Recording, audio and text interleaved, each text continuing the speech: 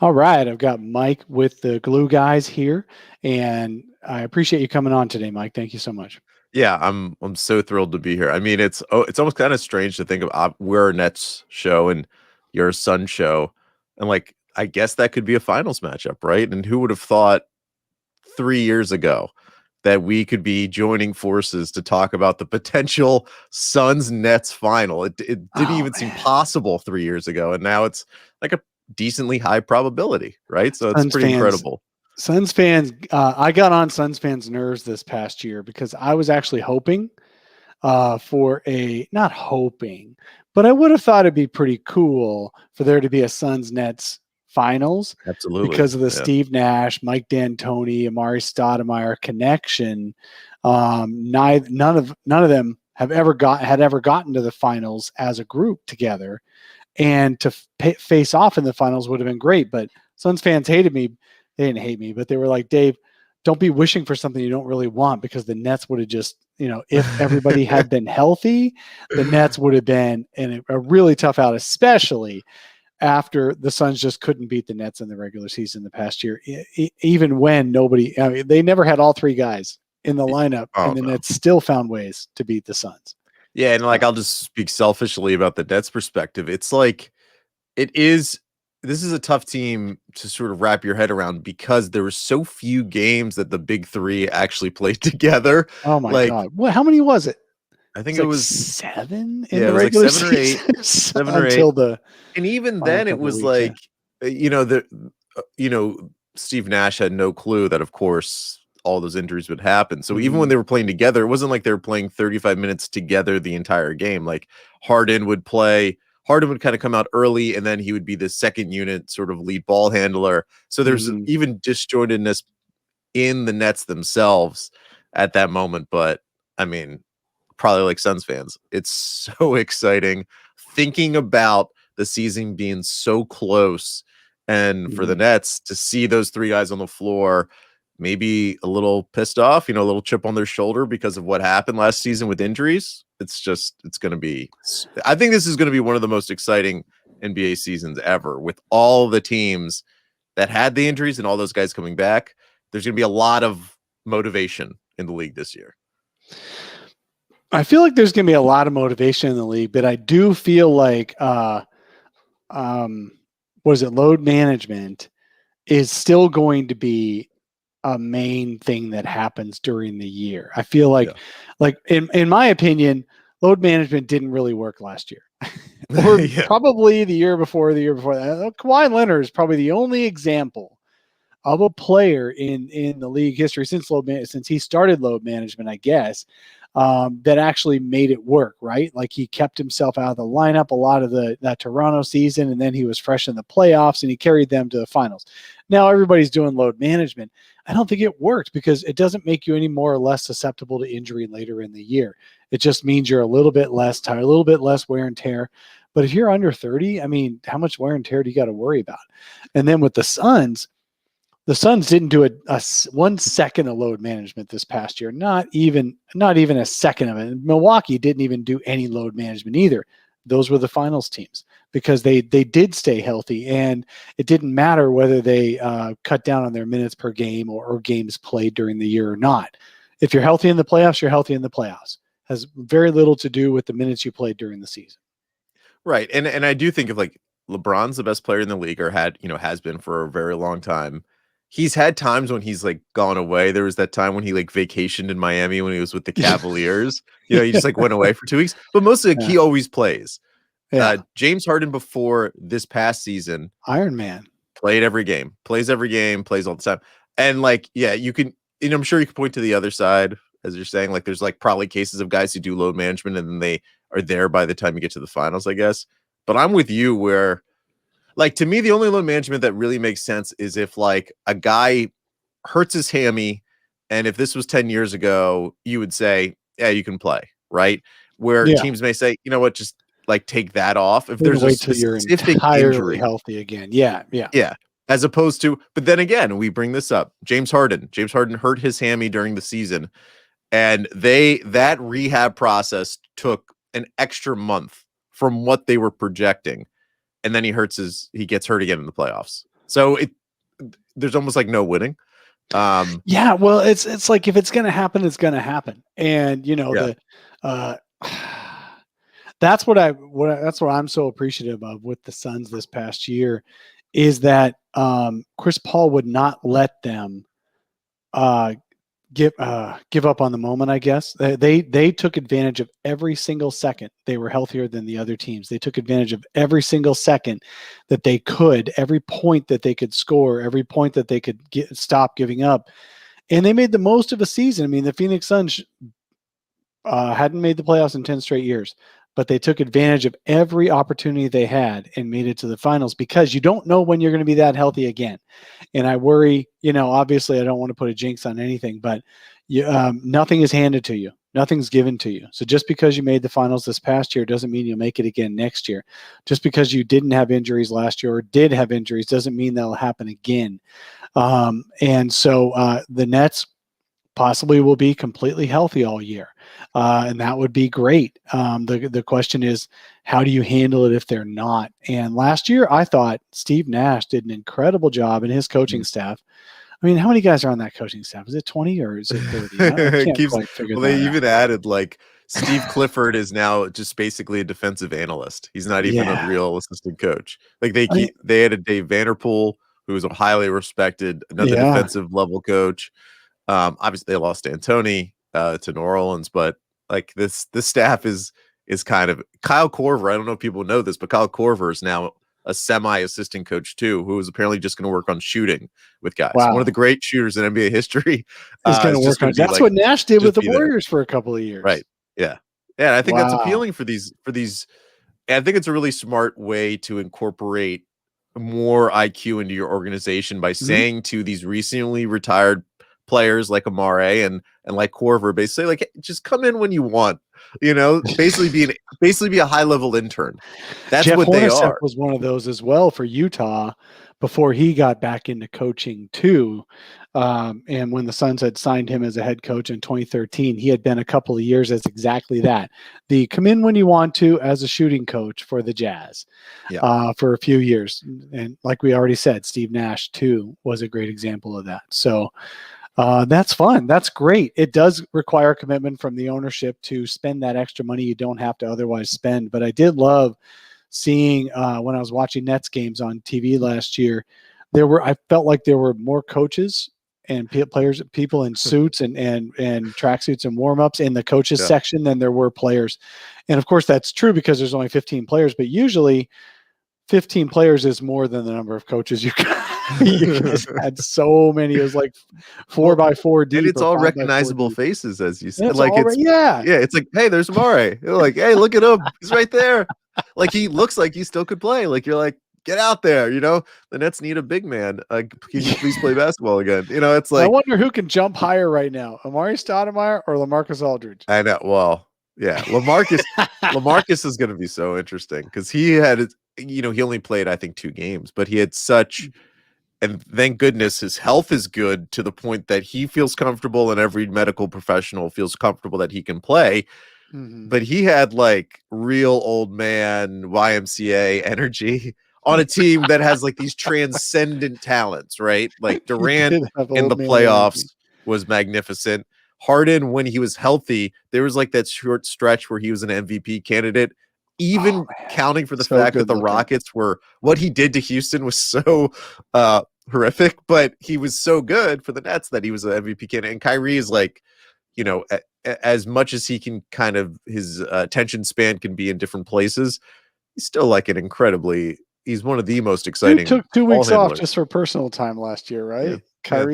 There's a few theories about why. Oh no, I know, man. All those theories, it's crazy. It's like they were trying to force the trade or something like that. We can talk about the Kyrie thing. It's like Kevin Durant said it himself when he joined the Nets, and he talked about how Kyrie is like an artist. You kind of just have to let Kyrie be Kyrie and not put like normal, you can't put him in a cubicle basically. Like you can't expect him to be a 9 to 5 check in, check out type guy. And I think Steve Nash talked about around the edge of the court and all that, right? Didn't he do that? What's that? Sage, like, doesn't he do the He does incense that. or the Yeah. sage or But around the that court? does link back to his heritage. He's he has Native American roots in his family. Oh, And it's a bit, so that really? it's not as well. I mean, like, and Phil Jackson did that, right? Phil used to do that in locker rooms when he Okay. was with the Bulls. So, but he Kyrie's just I Kyrie. don't know what to expect, really. He's Kyrie's Kyrie. No one has any idea what to expect from this year. You could Such a say almost beautiful anything. player to watch, though, man. Jesus, when he's out Fantastic. there, just so beautiful to watch. Yeah, the Absolutely. Nets. I really do think the Nets, man, half a toe length. The Nets might have made it to the finals last year, even with just Durant. Yeah. Because I got to tell you, man, James Harden didn't look much better than me on a basketball court during those playoffs. No. After he pulled his hamstring again, he was the biggest decoy on the floor. Just playing 40 minutes, just trying to draw the defense away from Kevin Durant just enough for Durant to score 50 points a game. And it almost worked. And then he Isn't barely missed that toe on the line three. isn't that incredible that so during that Nets Bucks series, there were reports coming out that like Rick Carlisle was going to be the Bucks coach, right? He was going to leave Dallas and be the Bucks coach. And I've even heard it before where like it's been said multiple times, like he was probably going to go to Milwaukee. And the Nets, I remember Kendrick Perkins going on ESPN and saying the Bucks were the dumbest, best team he's ever seen, and Harden's out there on the floor looking like us. Like I played pickup basketball this weekend. I'm horrific. And he looked like me, like, exactly. but yet they were guarding him like he was still James Harden. Like he was playing possum or something, it's like, it's crazy. But yet, of course, the Bucks get by the Nets and, then they play the Hawks and beat the Hawks and they play your Phoenix Suns and they get that championship. But it's so strange to think like just two series prior, people are calling basically Mike Budenholzer's team the dumbest team in the NBA. Yeah. But yet they, of course, I mean, I tell you what, in those finals, I mean, I watched the whole playoffs, and I usually don't, but obviously this time I was pretty invested. So I watched all the playoffs on both sides, and the Bucks just got better and better every series. And then just Giannis just turned into God mode, and Budenholzer pushed all the right buttons in the finals against the Suns. I mean, they were down 2-0, and there was talk that they were going to get swept in the finals after being down 2-0, and then they win 4 straight. And 3 of those 4 games, like game 3 was one of those gentleman sweep type games where the Suns were just like, okay, we'll let you have one. And they never should have. And that was the first time all year the Suns had done that, where they just gave up a game thinking, we don't have to be at our very best in this game. And came back to haunt them. Then games 4, 5, and 6 were down to the wire, down to the final minute. I mean, that blocked alley-oop by Giannis, blocking Ayton in one game and then scoring on the alley-oop in the other in the closing seconds is just Suns fans are going to be frustrated about that finals for a long time. But I'm not frustrated because they shouldn't have been there in the first place. They were a great team and should have been there, but going into the season, nobody thought they should be there. And so everything was found money this past year. So I'm excited.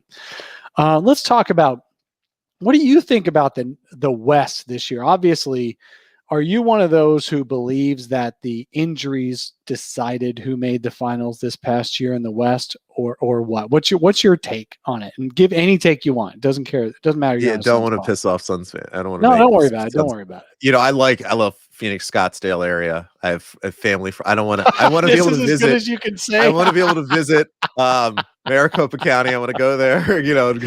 See the sights. I've been to Grand Canyon. I love it. We're gonna paste your face on a T-shirt here pretty soon. Go right ahead. Go for it. Okay, so the Suns were able to get into the NBA Finals. This is merch option because of injuries. Right, okay, that is a fact. But that is also a fact. Pretty much every NBA playoffs, and it was just so sharp last year for the number of injuries. But the Toronto Raptors won the championship because Kevin Durant and Klay Thompson got hurt. I think you could pretty much go through every playoffs There pick was out the team. I the forget which contender. article it is, but there was an article where a guy did exactly that. It was after the bubble run, and the Lakers bubble run, and people were trying to asterisk that whole bubble run because of the situation in there, no fans and all that. And he basically detailed the last 20 straight finals winners where they all benefited from some other Yes. team's injuries and their own health. Now, as a homer, I'll counter that a little bit. You're right that the Suns got lucky with a lot of injuries against their opponents. I mean, yeah, the Anthony Davis only played about half the series in round one. Jamal Murray didn't play at all in round two. Kawhi Leonard didn't play at all in round three, and that's absolutely true. But let's not forget Chris Paul. I dribble better than Chris Paul did in that first round when his shoulder got that stinger. He was literally dribbling the shoulder off, dribbling the ball off his hand like some dude who just picked up a basketball for the first time in 20 years. He couldn't even feel his arm for a few games. So there was that in the first round. And then in the third, and they swept the Nuggets. The Nuggets, is it an insult or a compliment that the MVP of the league, the most dominant center in the entire league, got swept so bad he had to get himself thrown out of game 4 because he was so mad about how things were going?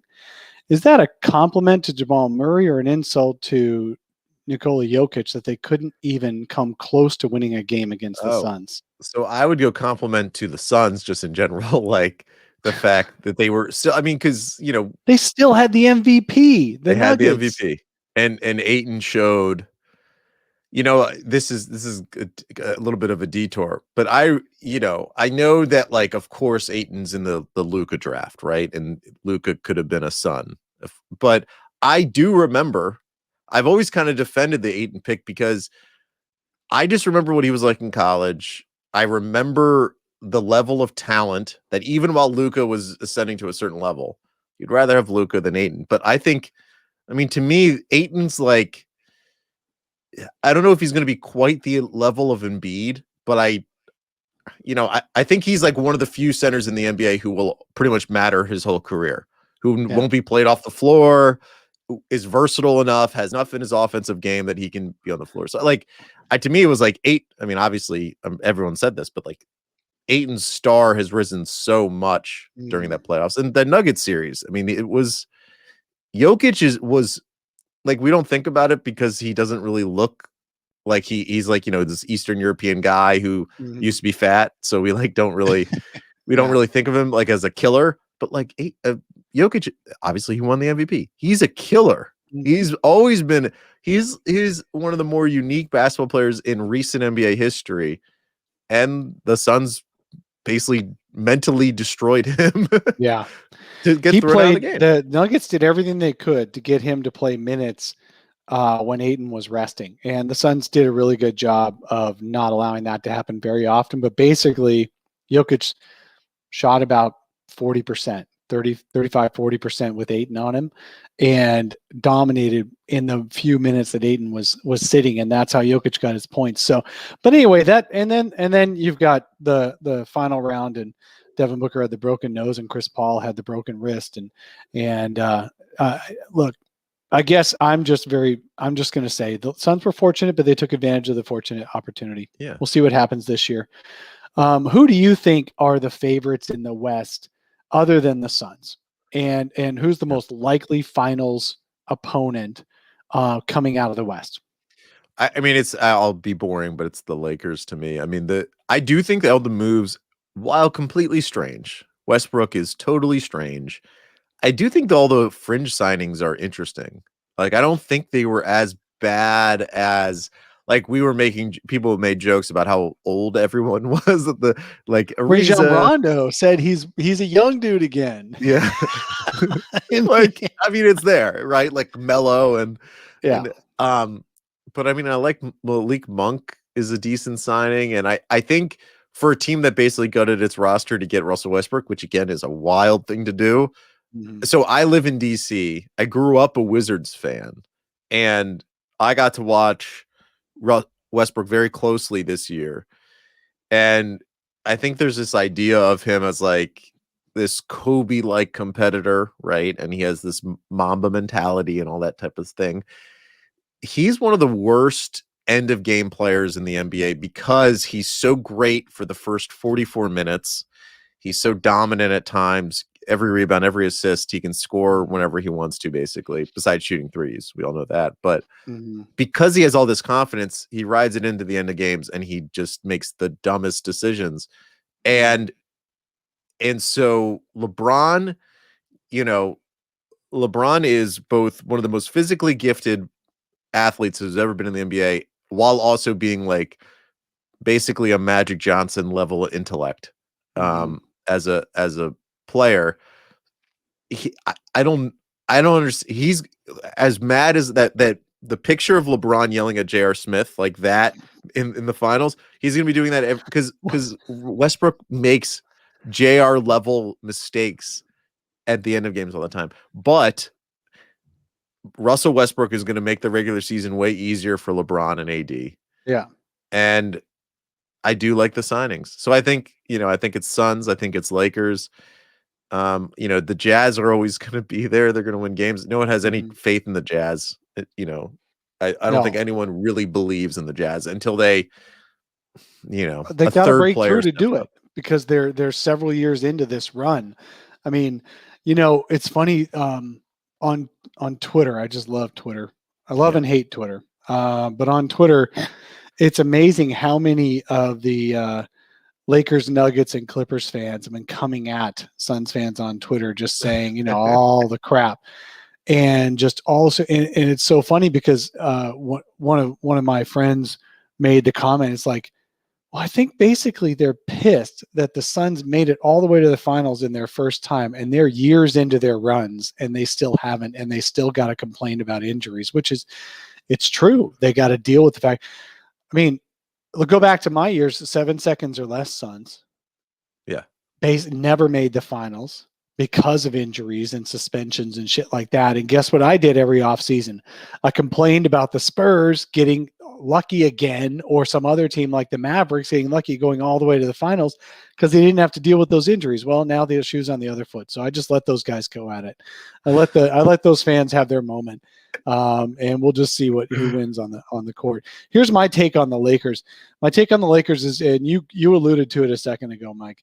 It's Russell Westbrook is going to get them a third or fourth seed at worst, if only because he's going to be able to score and play and dominate when those other two don't play. So the Lakers made only the 7th seed this past year and then had an uphill battle everywhere and they had to even win that playoff game. Get that play-in game, they only won because LeBron made a 30-foot three. Yeah.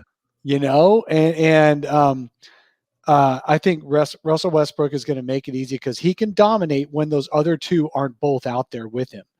But what's going to happen is that he's going to really screw up their playoffs because the ball's going to come down the court in his hand, right? I mean, he can't be a corner three guy. I mean, he's not going to run down and spot up in the corner while LeBron brings the ball up. And if he does, that just sinks in the floor because no one's going to defend him out there, right? On the wing. They're just going to leave him completely alone.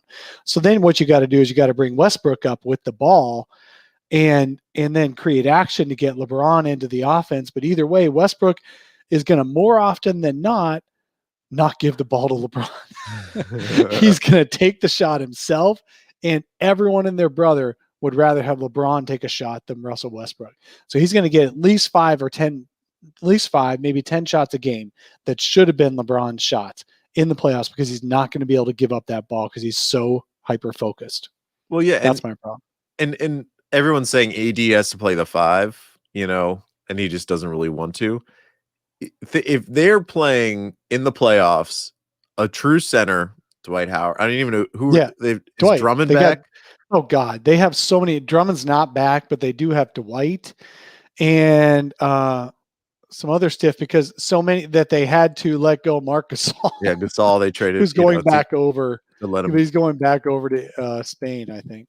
So if they play any minutes with LeBron, Russ, AD, and a 5, they become the easiest team to defend that LeBron has I ever been know. on. Like LeBron has always thrived when it's him and shooters, right? I mean, obviously he's had Wade and Bosh, and like it's kind of, I'm not saying that they were way above shooting, but when he was with Cleveland, Kevin Love was one of the best shooting big men, and Kyrie is a transcendent scorer and shooter. It just becomes, it's going to be so crowded in the paint if they have any lineups like that. Even if AD is at the 5, and then you're putting 2 shooters, Russ and LeBron, out there. Russ was best in Houston when he was basically the center. When they got rid of all centers, they made him the center. In Washington, the team just wasn't very good, so he could be still point guard Russ. It's just going to be fascinating. But again, that is a lot of production. It's a lot of it's just a lot of production. buckets. But when you've got, like you said, so clearly Anthony Davis, as much as people want him to play the 5, he is not going to play the 5 full time. No. I mean, even in the 2020 playoffs, he wasn't the 5 full time. They were really good when he did play the 5 when they ran to the finals. But they still played JaVale McGee a lot. They still played Dwight Howard a lot until they absolutely couldn't because the other team was just too small. But they're going to do everything they can to get those other guys. And it's Andre Drummond they signed. So they've got Dwight Howard and Andre Drummond. No, not Andre Drummond, DeAndre Jordan. They have Dwight Howard and DeAndre Jordan. Well, I can tell you about DeAndre Jordan if you want. Oh, yeah, you can. I'll bet you can. I'm surprised he played as much as he did. But, yeah, we can talk about him in a second. But they got DeAndre Jordan and Dwight Howard and Anthony. The biggest thing, though, is Anthony Davis is going to insist on not playing the 5, and Frank Vogel is going to accommodate that until he absolutely has to not do that.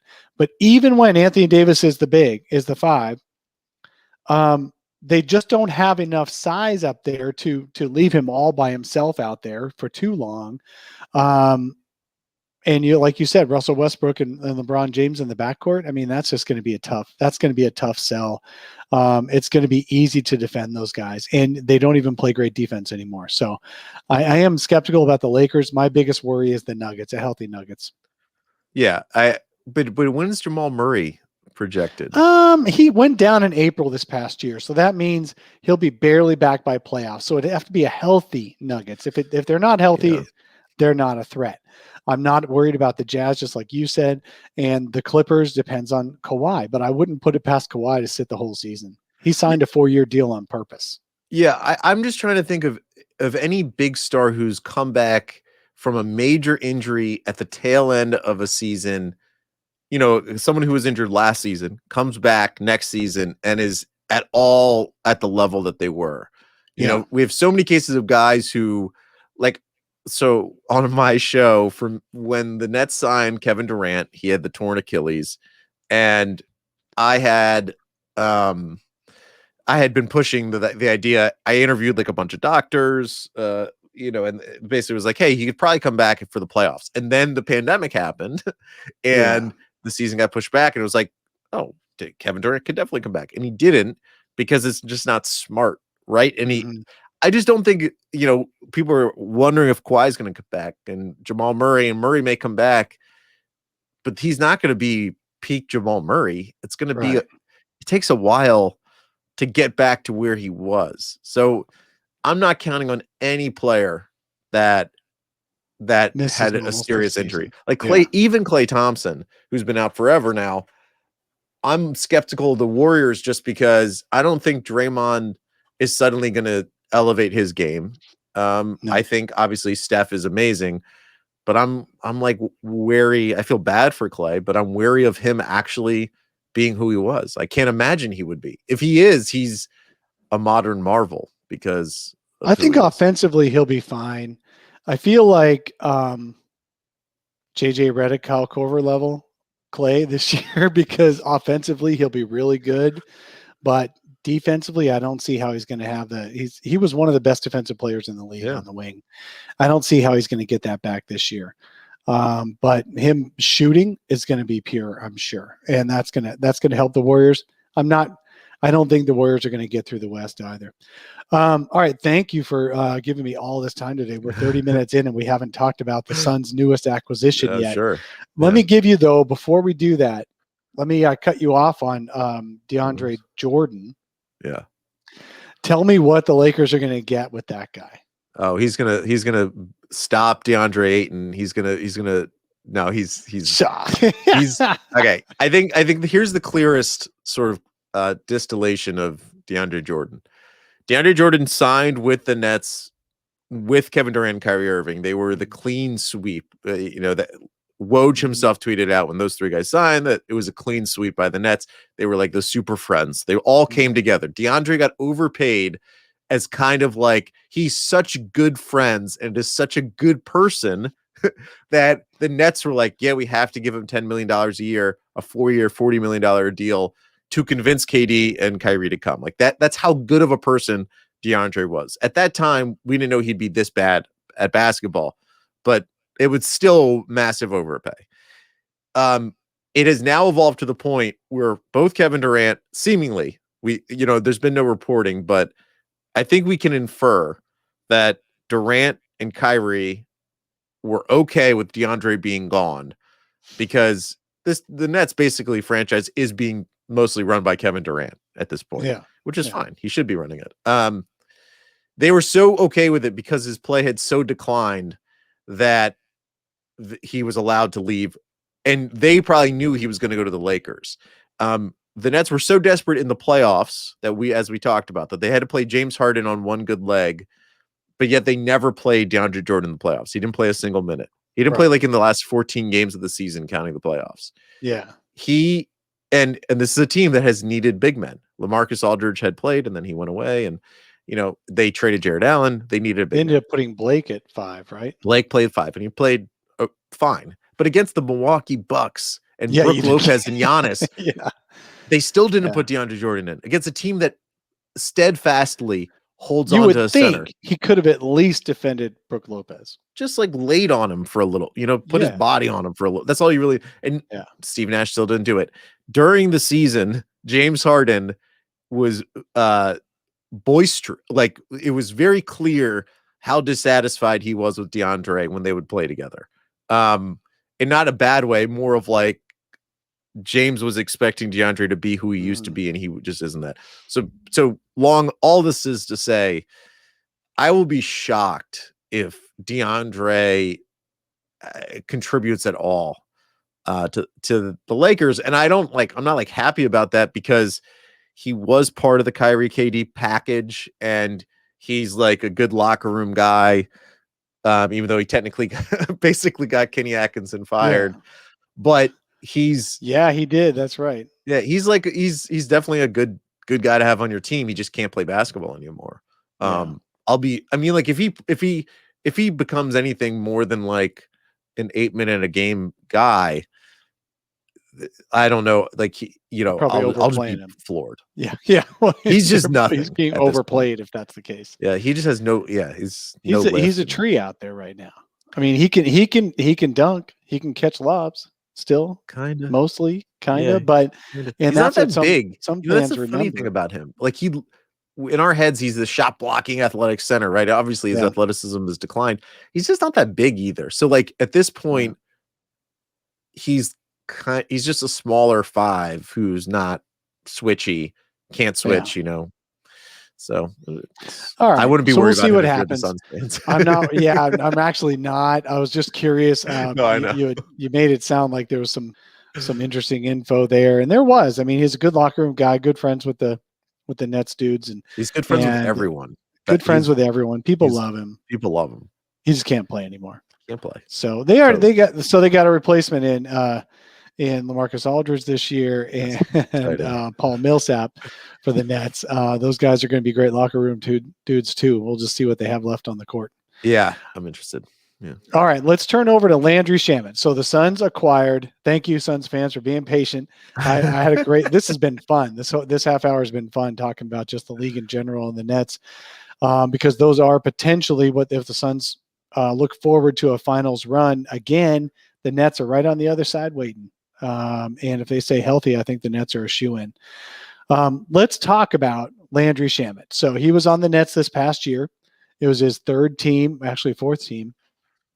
Third team in 3 years. Well, it the was Nets, fourth? yeah, the Nets were the third one. Sorry, The Nets were the third one. The Yeah. Suns are the fourth in 4 Suns years. are now the fourth, right, in 4 years. And it seems like every team he joins, he does the exact same thing. I looked at his per 36 numbers. He's the exact same player over 4 years. Those are his first 4 years in the league, ages 20 to 23. 3 years in the league, ages 21 to 23. Tell me, what did you expect before the season started? What did you expect from Landry Shamet as a Nets fan? I was expecting like a 38 to 41% from three, vital cog, a guy who like could actually maybe be in some kind of closing lineups. This is before them getting James Harden. So in my head, because his defense is better than, I think the assumption is that he's horrible at defense, that he's like a Bryn Forbes level defender. He's better than that. He's not like great, but he's better than that. He can handle the ball a little bit. And I thought maybe he'll be in closing lineups with Joe Harris as the two shooters. Then you have Kyrie, KD, and, at that time it was DeAndre Jordan or Jared Allen, right? It would probably be Jared Allen. And it's interesting with Landry. It's like, I don't know what he finished 3-point percentage wise. 39. So that's what it was. But it didn't feel like 39. It didn't feel like 39. It didn't, and it's not that he was bad. It just didn't feel like he was this like clutch 3-point shooter. So like the Nets have Patty Mills now. The expectation is Patty Mills is going to be a clutch 3-point shooter, where Landry was like a guy who was there, definitely contributed, but didn't feel vital to what they were doing.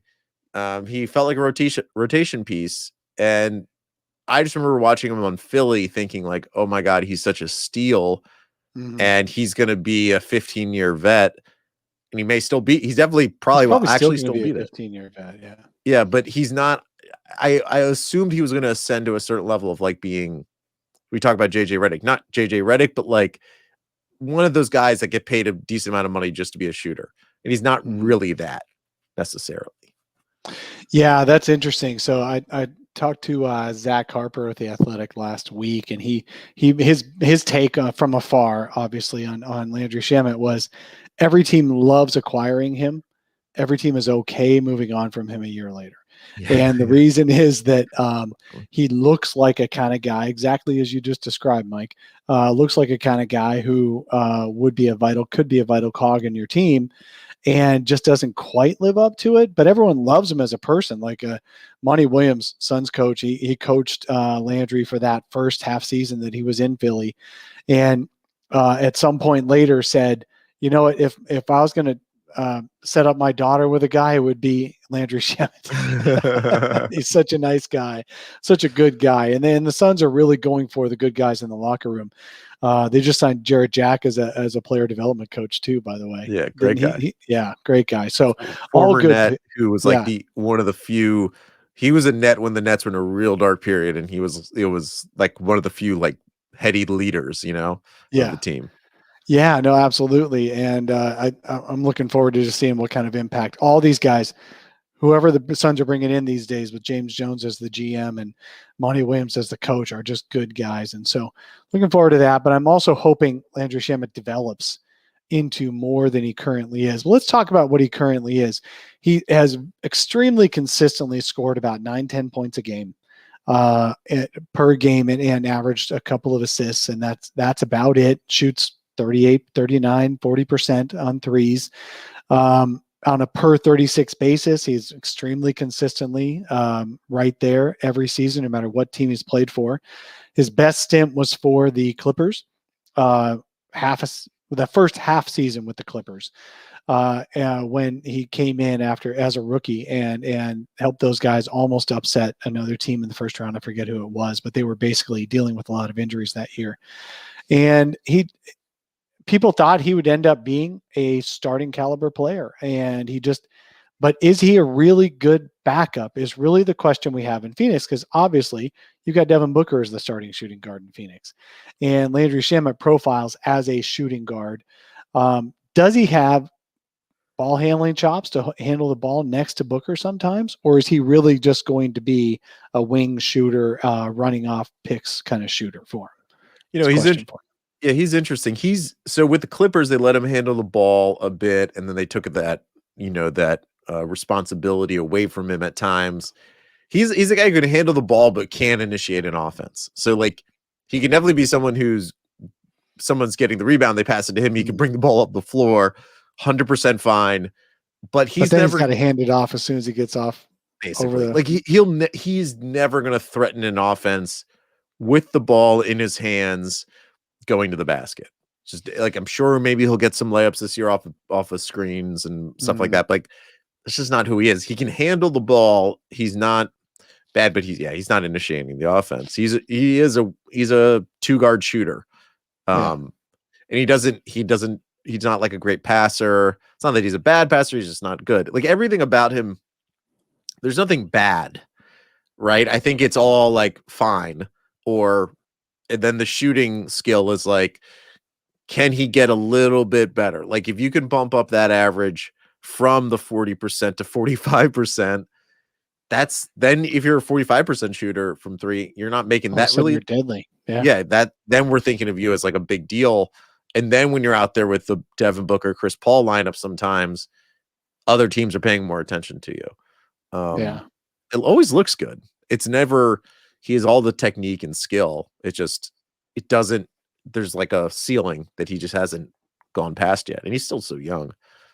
Yeah, he's just 23. He just turned 24 this year. He's actually now, after the Suns spent 5 years being one of the youngest teams in the league and collecting teenagers, now Landry Shamet is, I think, the second youngest guy on the team. Aiden is the only guy younger than Shamet, I'm pretty sure right now. So my question about Shamit is my next question about Shamit is what knocks him out of playoff rotations versus regular season? Is it size, or is it just the guys ahead of him getting more minutes? Like, what is it? I think it goes back. So like the Nets really could have used a ball handler last postseason. That's why, Harden had to play on one leg. And like Shamit, that should have been a good spot. If Shamit had that skill, better ball handling, better initiating of offense, then he should have been playing more and been featured more. And he wasn't, because he can't. He really just can't do it. So I do think it's like partly like, so the funniest thing is the best moment he had as a net was against the Suns. It was in the regular season. And it was when he like stopped Devin Booker on a game-winning shot where like Booker was like kind of backing him down. That was the 20-point comeback, wasn't it? Yeah. That was the best moment he had as a net. And there's some hilarious photo of Landry Shamet where he's like standing in the dark and you just kind of see his sort of angular face. And I tweeted that out as, saying that Devin Booker was dreaming of that all night as it was his nightmare, because it was like one play. And, I think most NBA players probably, when they see Landry Shamet on them, they're like, oh, he's small. I'm going to take advantage of him. And Shamet played really good defense. But that was like the exception and not the rule. He's a fine defender. So like, again, but he's never going to be a plus defensively, ball handling wise. But what he is he is a shooter, and shooting sells. And he can handle the ball enough to where he's like, there's a lot of these shooters in the league who have if they're open from 3, but then a defender flies at them and they have to try to move off their spot, they're done. They can't do anything. He can do that. He can definitely move off his spot and set his feet again and fire or get to the bucket a little bit. But he has a little extra skill. He's just not. Is he on offense? Is he better as a spot up catch and shoot guy who doesn't move? Like you said, he can relocate and all that, or is he better running off screens? Like where does he look like he's the smoothest or most comfortable? I don't know. We just saw him mostly in Brooklyn as being like, hey, all the defense is focused on Kyrie or Harden. Yeah. He's open from 3 with a little bit of movement. I mean, I think when he was with Doc with the Clippers for that short period of time, Doc likes a guy like JJ Redick, which is like moving him basically, running around screen. Everyone can picture JJ Redick, how he played basketball, running around screens. He did that with Landry Shamet. He just didn't do that in Brooklyn. That's not they don't even really do that with Joe Harris, because you don't really need to. If you have Kevin Durant, right, and Kyrie Irving and James Harden, you can just kind of say, just stand there and make the shot. Yeah. Can you guys just, wait for the ball? Yeah. And so he would wait for the ball. And that's also maybe kind of the thing why there's some cognitive dissonance between his 3-point percentage and, us Nets watchers thinking like, oh, he was kind of disappointing, because when he got the ball, he was pretty much always open, because those big three, they create just an he insane should have number been of open making shots. 45 to 50% of them like Joe Harris does in a good stretch. And it's why everyone hates Joe Harris right now in Nets land, because Joe Harris was open from 3 against the Bucks, and he kept missing them. And it was like, well, Joe, that's the thing you're supposed to do. You're supposed to make those things. Like, and Joe Harris is legitimately a top 5 shooter in the NBA. Maybe he's got a shimmy like Trae Young did, before making that 1-3. It's just like, the thing about those into rhythm. Yeah. But so like for Suns fans, it should be like, just have healthy expectations of Landry Shamet. Yeah. Just don't expect. Well, he doesn't even have a chance to play more than 20 minutes a game. He's going to be 15, 20 minute a game guy, unless there's injuries. And the hope is that he'll be able to be, a representative 25-minute a game guy if there's injuries, But the Suns are not going to be counting on him for a big, big role. The question is, how much does he make of his smaller role? And that just remains to be seen. I think as players get into their 24, 25, 26-year year-old seasons, they're reaching more their peak than their younger years. And with Monty Williams as his coach, who's a full believer in him, it really helps when your coach is a believer in you. Williams was a believer in campaign. Campaign turned out pretty darn good for the Suns this past year out of nowhere. And so let's see what happens with Landry. But you're right. Setting expectations low and being pleasantly surprised is a good plan with Landry Shamet. Yeah, and so the backup guards are Payne and Shamet, right? Yeah, those are the primary backups. Then you've got Elfrid Payton in case of emergency, but I hope he doesn't play that much this year.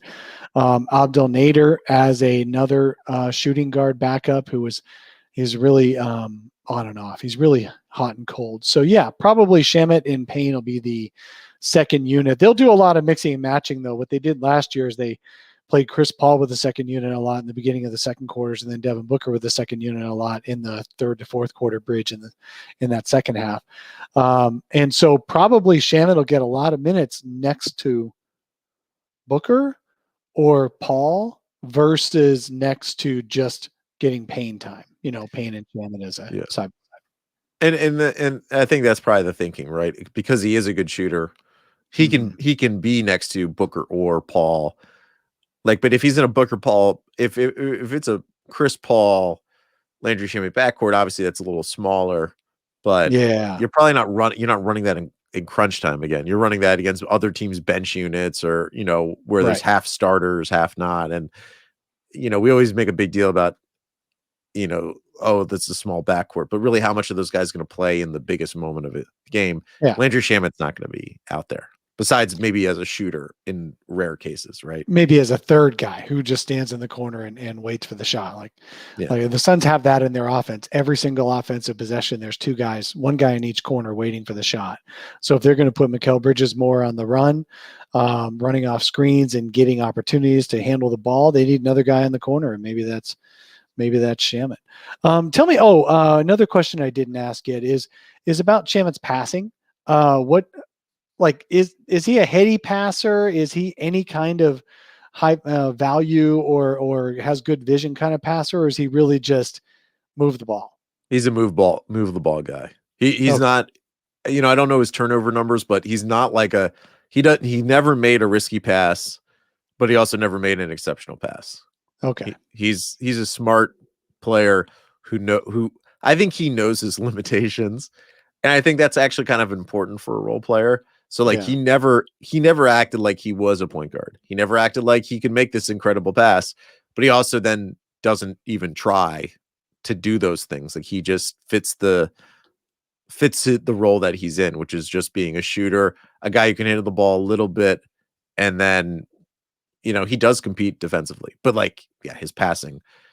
Like I remember when D'Angelo Russell was first with the Nets, and D'Angelo Russell's passing was never really talked about with the Lakers, probably because those teams were such a disaster.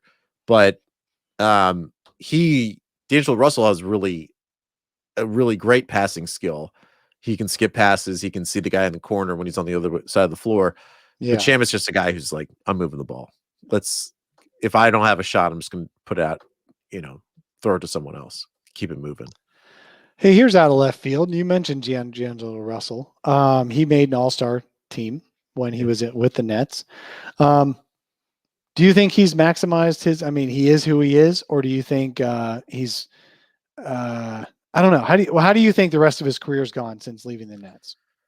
I think it's been really tough for him because basically he went to the Warriors and I think he's getting max money, right? Then that's why he went to the Warriors.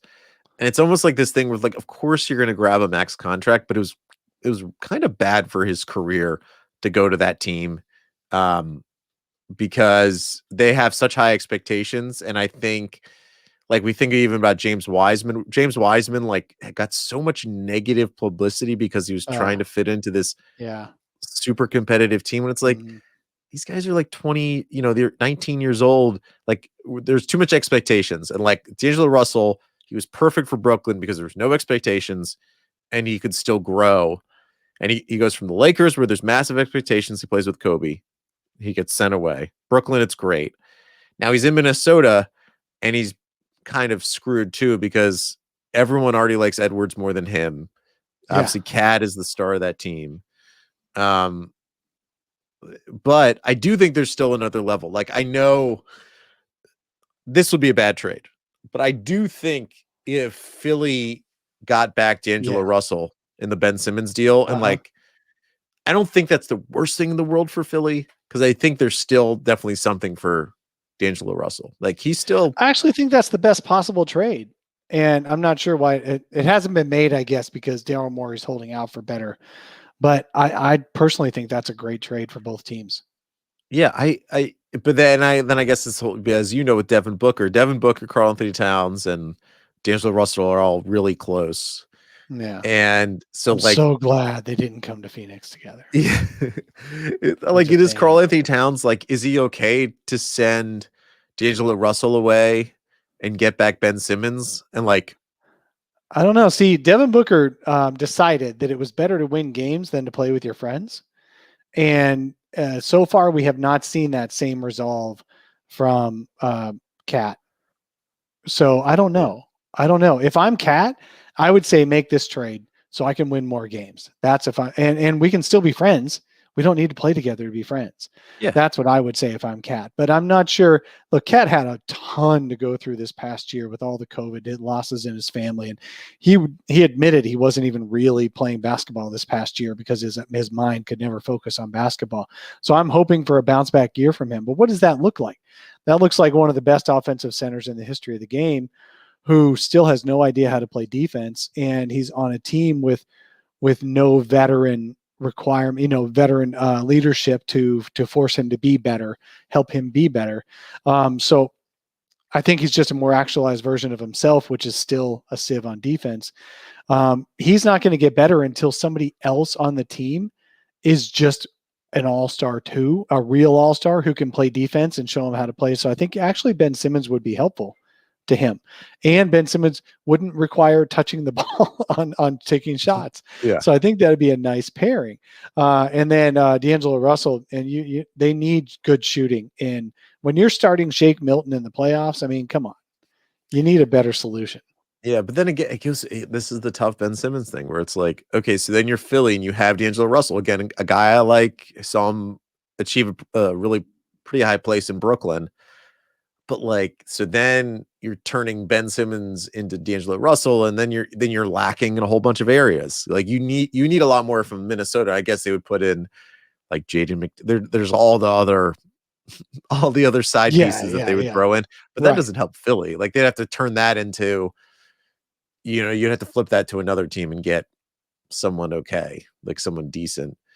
Which is probably why it hasn't happened yet. Send them to Cleveland, and not that I'm a believer in Kevin Love, but oh geez, man, Suns fans are still hoping for a buyout on Kevin Love and to bring him to Phoenix, and I'm like, dude, I mean, he can't play anymore, and he's already quit on his team. I mean, it's one thing to leave. Olympics told him to leave. Yeah, Team USA said we can't use you. Want you. We can't use you. You can't move. Yeah. So maybe he'll sign with the Nets. I know that's everyone's been waiting for signing that. Everybody who can't move. And it just is like it's the place to go because you can sit on the bench and then you can take Instagrams in Brooklyn, and that's really where Kevin Love's at. And you don't have to play that much, and when you do play, it's all free money. It's great. And that wasn't a dig at the Nets at all. That was just it's a place to go to enjoy the year. It's a great thing it's a great thing for the Nets to finally be that type of team where if they were in New Jersey, it wouldn't be this way, right. Yeah, it's true. Worked. That's Brooklyn has worked. All right, man. Thank you so much for your time today. I really appreciate your man, we spent almost an hour on this. The Landry Shamet episode, which turned into more of an all NBA Nets Suns episode, which is really fun. Tell us where we can find you. So if you have any friends in your life who are fans of the Brooklyn Nets, go to the Glue Guys, probably Nets podcast on just to be safe for SEO purposes. And then we're at BK Glue Guys on Twitter. And beyond that, what an exciting season. Oh my gosh. Cannot wait. Yeah. It's going to be awesome. It's going to be fun. I have a very close friend who's a big Nets fan, and we watched all the Nets games this past year. And so that's, I'll be watching them again, and we'll see if they go all the way to the finals. Yeah. It's with such high expectations here. It's literally like, as long as no one gets hurt, there should be no stopping them. I'm not scared of Milwaukee one bit. No, you should be scared a little bit, but definitely I think the Nets had just more firepower, and they would win anyway. Yeah, it's going to be great. I can't wait. All right, man. Thank you so much for your time. I appreciate it. All right. Good to see you.